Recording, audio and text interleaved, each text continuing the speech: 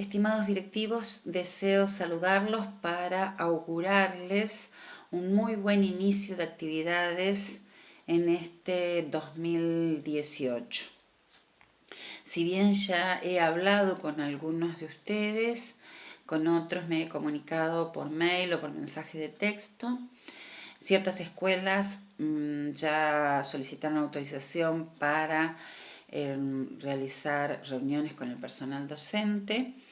Quiero plantearles lo que pretendo concreten en la reunión que hagan con ellos en el mes de febrero o la primera quincena de marzo.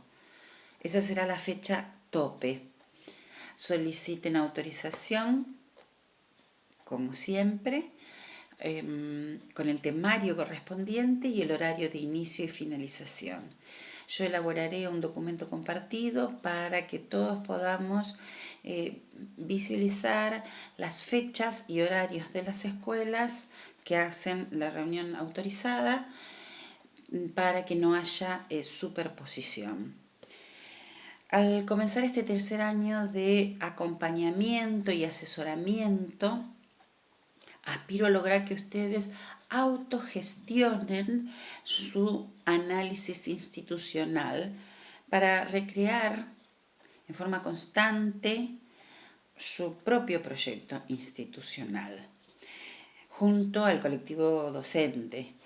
Durante el año 2017 ofrecí espacios transicionales para que cada escuela pueda reforzar su capacidad de pensamiento y de producción crítica al interior de la institución educativa en la dimensión pedagógico-didáctica y en la dimensión organizacional. Mi intervención institucional surge del análisis de pedagoga externa que actúa como un tercero que debe mediar entre los colectivos y la realidad. Por eso, en este 2018 propongo que en la reunión de personal docente, a través del análisis institucional que tengan con datos cuantitativos, puedan recrear las instituciones a su cargo y producir conocimiento. Tomen todo lo elaborado, todo lo trabajado en el año 2017 durante todo el periodo desde febrero hasta fin de año. La actividad que solicito se concrete insumirá una hora reloj, no más, en la reunión. Previo a la misma, envíen a los docentes el video que adjunto del doctor Axel Rivas, denominado Una escuela secundaria para todos, publicada en noviembre de 2016, y para su visionado, si quieren, pueden agregar otro video, pero este debe estar. La indicación es que lo aborden en la primera parte de la reunión, reflexionando sobre lo desarrollado por el doctor Rivas, si quieren plantear ciertos interrogantes o lo pueden hacer a través de un debate para llegar a ciertos acuerdos, un debate sobre qué piensan cada uno de los docentes sobre justicia pedagógica, enseñar, aprender, evaluar, qué se entiende por calidad educativa. Pero lo importante es que se establezcan criterios surgidos del consenso. El formato lo buscan ustedes. Lo importante es que registren los acuerdos de dos maneras. Una, en el acta de la reunión, que la transcriben en el libro de actas de reuniones de personal ese mismo día. Si no lo hacen durante la reunión, dentro de las 48 horas siguientes debe estar transcripta. Y la otra forma es enviándole esos acuerdos por consenso a cada uno de los docentes por mail, así lo tienen siempre a su disposición. Los acuerdos deben ser horizontales y verticales. Recuerden que el año pasado le di mucha importancia a los acuerdos horizontales por curso o por ciclo, ciclo básico, ciclo orientado. Por el temario que ya me están pasando para las reuniones, y es lógico tratarlo, las planificaciones están en el centro de nuestras miradas en este momento del año, en esta etapa del año. Por eso quiero reforzar algunos conceptos teóricos sobre las planificaciones, además de lo que venimos trabajando, y no tengo ningún inconveniente que si alguno de ustedes quiere tomar parte de este video y compartirlo con los docentes, puede hacerlo libremente. Parafraseando a Ruth Harff, las planificaciones tienen un autor individual y un dueño institucional. El docente es el autor individual, porque es quien la piensa, porque la planificación es un proceso mental. El docente es quien la piensa, quien la diseña, la programa, la escribe, realiza los ajustes, pero simultáneamente se constituye en un producto institucional, porque hace referencia a un quehacer educativo que compromete a la institución en su totalidad. Yo sé que es un cambio de paradigma importante para muchos directivos y docentes esta mirada sobre las planificaciones. Debemos comprender que el hacer pedagógico del docente en el aula, en el patio, en el laboratorio, en la biblioteca, en una salida escolar, el hacer pedagógico de 2 o más docentes son un producto institucional por el impacto que tienen sobre la institución. El aula dramatiza lo que sucede en el contexto organizacional. El escenario áulico me dice cómo es la escuela y cómo está gestionada. Siguiendo el pensamiento de Ruth Harff, si la responsabilidad de los procesos de aprendizaje y de enseñanza es una responsabilidad institucional, entonces la planificación didáctica que el docente realice deberá transformarse en un objeto institucional. Y esa planificación didáctica y lo que el directivo hace con ella me habla de la escuela que estoy visitando. Me habla del desempeño que el directivo tiene en la dimensión pedagógico-didáctica. Podemos preguntarnos cuáles son los componentes de una planificación. Eso lo hemos abordado el año pasado. Es obvio que cada escuela debe acordar criterios para su realización a nivel institucional. Tengamos claro que los componentes de la planificación tienen una estrecha relación con el modelo didáctico que subyace en la escuela, con el contexto en el que está inserta o la contemporaneidad que vive, como prefiere llamarlo Sandra Nicastro, y una estrecha relación con la política educativa jurisdiccional. Si hay coordinación y coherencia Entre los componentes didácticos de una planificación hay unidad de criterio en el quehacer docente. El ejemplo que siempre repito, mis objetivos, que deben ser pocos, concretos, precisos, requieren estar íntimamente relacionados con las estrategias de aprendizaje y de enseñanza. A eso se le suma la relación con el componente más importante de una evaluación, que es de una planificación, que es la evaluación. Por eso necesito preguntar o preguntarme, ¿hay coherencia entre los objetivos y las estrategias de aprendizaje, las de enseñanza y las de evaluación? Si la respuesta es negativa, debo rediseñar alguno de los componentes.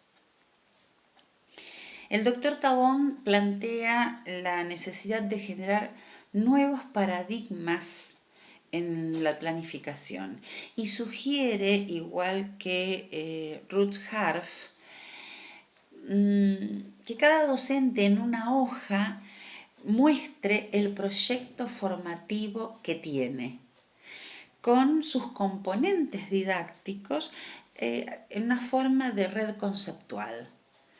Es un buen ejercicio, una propuesta interesante. Quien se anime a hacerlo, vamos a compartirlo entre nosotros.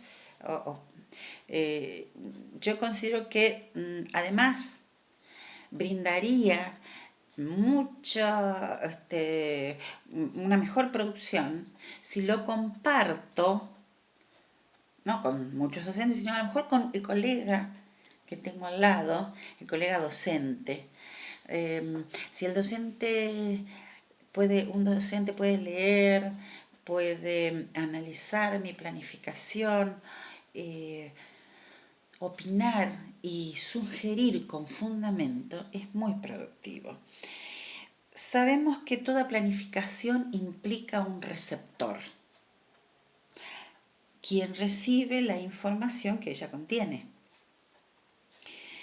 Este receptor docente, directivo, supervisor, ¿qué mirada hace al analizar una planificación? Es simple. En primer lugar, si existe o no concordancia entre los componentes didácticos de esa planificación. Y en segundo lugar, si hay correspondencia entre esa práctica docente y los acuerdos institucionales, ya sean por curso, por ciclo o de todo el nivel. Tal como lo expresé el año pasado, la propuesta de pensar es pensar en la planificación como proceso para intervenir y transformar la realidad, no solo para analizarla o diagnosticarla. El diagnóstico me sirve a mí para la toma de decisiones. ¿Qué decisión voy a tomar? ¿Cuál será mi intervención pedagógica para transformar esta realidad? Si los resultados del diagnóstico dicen que los alumnos no leen correctamente, si dicen que no comprenden las consignas, que no escriben las ideas con claridad, no se expresan bien, es imprescindible interrogarme qué haré yo en esta realidad. ¿Cómo planifico mi intervención pedagógica para estos alumnos?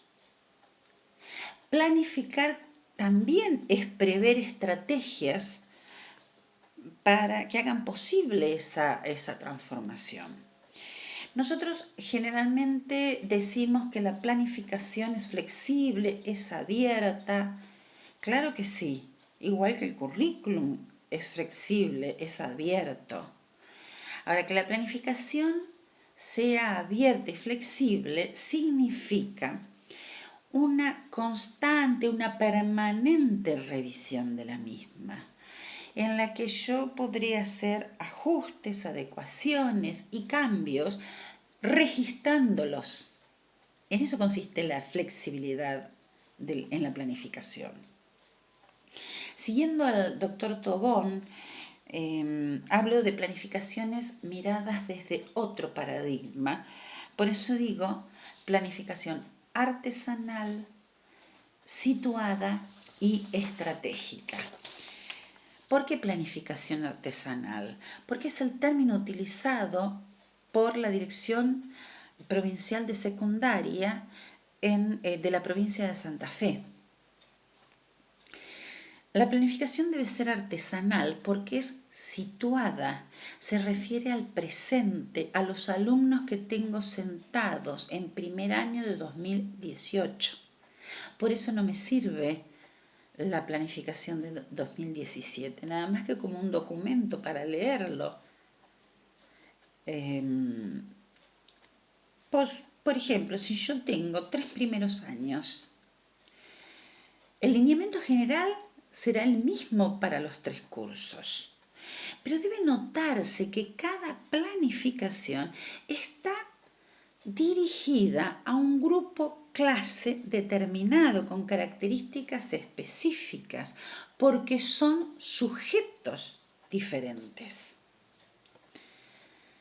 ¿Cómo me doy cuenta yo que mi planificación es artesanal o la planificación de un colega es artesanal?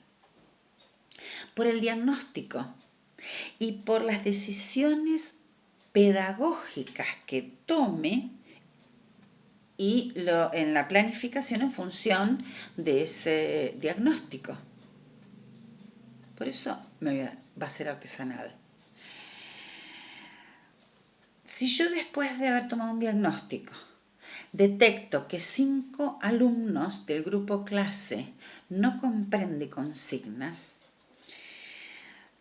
yo debo explicar en la planificación con qué metodología didáctica abordaré mi enseñanza para que comprendan las consignas.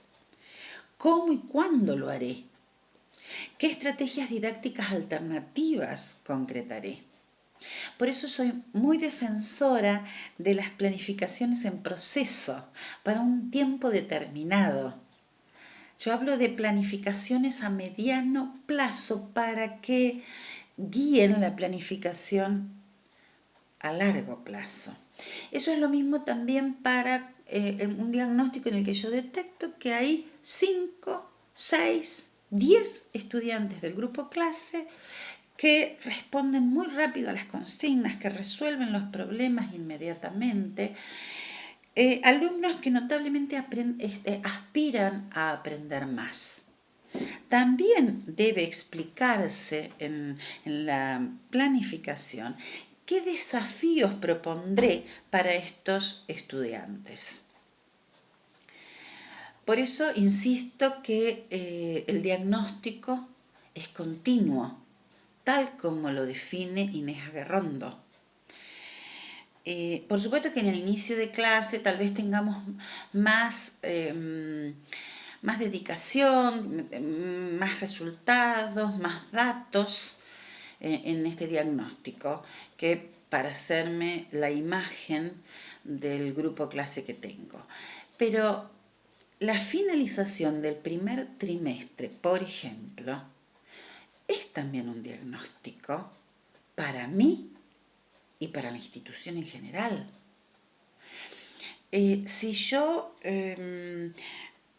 Lo importante es saber leer ese diagnóstico.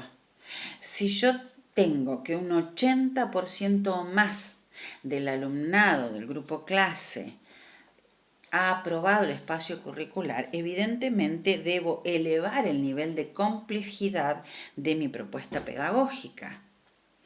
Por el contrario, si el 50% o más del alumnado no aprobó el espacio curricular, exige revisar, repensar las estrategias de enseñanza y evaluación, porque no está dando buenos resultados, los alumnos no están aprendiendo. Lo que yo propongo, pensaba obtener determinados resultados y no los tengo.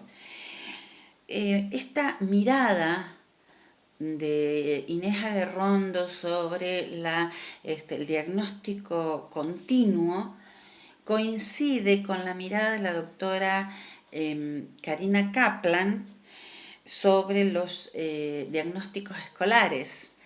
Ella los piensa como una fotografía en un momento dado y por lo tanto son móviles y cambiantes, como en la película. Yo sugiero no planificar en soledad. Hoy la tarea docente es colectiva, es en el encuentro con el otro donde enriquecemos nuestra formación, abrimos campos del conocimiento y el pensamiento. Hay que salir del aula en soledad, igual que la escuela debe salir, trascender los muros y trabajar en red. En palabras de la doctora Silvia Morelli, la planificación artesanal redefine la tríada didáctica. Docente mediador entre cultura y estudiante, entre teoría y práctica. Ella dice que si tengo 20 estudiantes en una sala, tal vez tenga 20 tríadas didácticas distintas, porque son 20 relaciones pedagógicas diferentes. ¿Por qué una planificación debe ser estratégica? Porque el planeamiento institucional debe ser estratégico situacional. Victoria Abregu considera que es una propuesta de pensamiento estratégico que incluye el plan escrito, pero que lo trasciende. Implica pensar todas las acciones estratégicamente, con un sentido y un para qué. La nueva lógica es pensar nuestras acciones pedagógicas partiendo del presente y proyectándonos hacia futuros escenarios. Inés Aguerrondo dice, la planificación estratégica situacional es un instrumento para llegar a la acción. Ella propone que en lugar de empezar por los objetivos, como en toda planificación tradicional, empezar por los problemas, empezar por un problema. Por eso yo el año pasado solicité mínimamente que cada unidad académica se identifique con un problema. Tengamos claro, un problema, no una oración. Revisar también esta situación, esta categoría. La categoría problema es esencial a la planificación. Para finalizar, deseo focalizar 3 aspectos centrales a repensar institucionalmente. Primero, planificaciones interdisciplinarias basadas en la propuesta de los NIC. Planificar desde la perspectiva de los NIC es pensar espacios curriculares integrados que partan del acontecimiento, que es descubierto como un problema emergente. Recordemos que no debemos hacer historia del acontecimiento, sino el acontecimiento en la actualidad, este presente y pensarlo para el futuro. Se trata de analizar los problemas y las cuestiones que preocupan a la sociedad. Debemos empezar por el problema, llegar a la acción y ponerlo en situación. Se piensa la enseñanza desde los interrogantes y no desde las afirmaciones. En segundo lugar, incluir la alfabetización digital de los estudiantes para potenciar el aprendizaje. Especificar en las planificaciones qué habilidades pretendo desarrollar. Por supuesto que la inclusión de las TICs en un aula no es suficiente. La inclusión de las TICs debe ser institucional. En tercer término y por último, respecto de las pedagogías emprendedoras, quienes se hayan capacitado planifiquen en función de sus principios y también socialicen lo aprendido con todo el colectivo docente. Hay muy buenos análisis han hecho los directivos respecto de esta capacitación en pedagogías emprendedoras. Concluyo diciendo que en toda planificación se refleja cuál es mi posición político-pedagógica frente a la educación. Específicamente, ¿qué entiendo yo por enseñar y por aprender? Hasta la próxima.